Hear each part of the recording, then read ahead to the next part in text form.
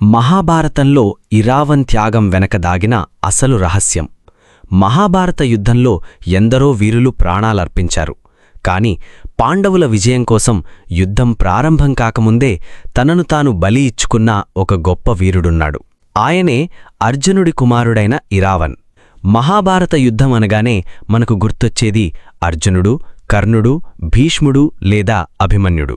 కాని కురుక్షేత్ర రణరంగంలో పాండవుల గెలుపును శాసించిన ఒక అపరిచిత వీరుడున్నాడు. యుద్ధం మొదలవ్వడానికి ముందే పాండవుల విజయం కోసం తన ప్రాణాలనే త్యాగం చేసిన అర్జునుడి కుమారుడు ఇరావన్ కథ మీకు తెలుసా?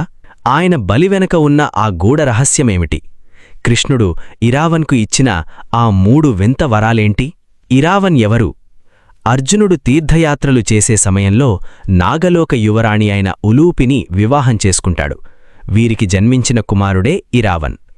నాగకన్య కుమారుడు కావడం వల్ల ఇరావన్కు అపారమైన మాయాశక్తులు, నాగలోక విద్యలు అబ్బుతాయి.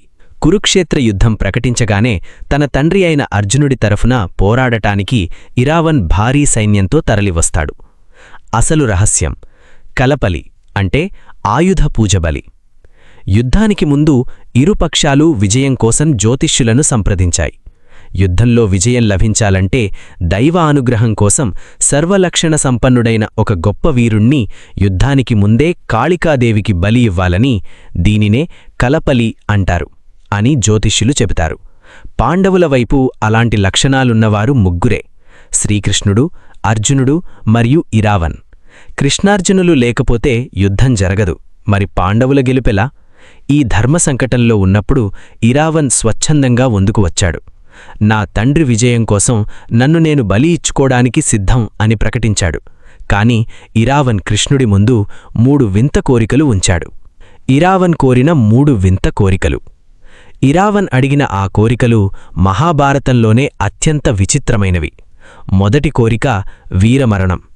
నేను బలిపీఠం ఎక్కినా నా చావు ఒక వీరుడిలాగే ఉండాలి అన్నాడు.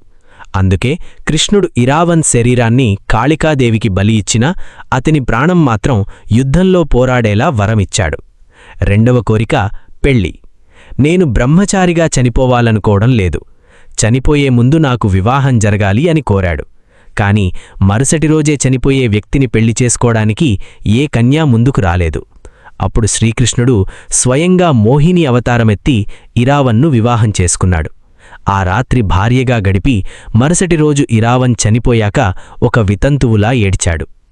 మూడవ కోరిక యుద్ధాన్ని చూడడం. నా శరీరం ముక్కలైనా నా కళ్లతో మొత్తం మహాభారత యుద్ధాన్ని చూడాలి అని కోరాడు. కృష్ణుడు ఇరావన్ తలకు అమరత్వాన్ని ప్రసాదించి యుద్ధభూమిని మొత్తం స్పష్టంగా చూసేలా ఒక ఎత్తైన కొండపై ఉంచాడు. 18 రోజుల పాటు జరిగిన ప్రతి ఘట్టాన్ని ఆ తల వీక్షించింది. తమిళనాడులోని కూవాగం అనే ప్రాంతంలో ఇప్పటికీ కూతాండవర్ రూపంలో ఇరావన్ను పూజిస్తారు. ప్రతి ఏటా ఇక్కడ జరిగే ఉత్సవంలో హిజ్రాలు అంటే సృజనకారులందరూ మోహిని రూపంలో మారి ఇరావన్ను పెళ్లి చేసుకుంటారు. మరుసటి రోజు త్యాగాన్ని స్మరిస్తూ గాజులు పగలగొట్టుకుని వితంతువులుగా మారుతారు.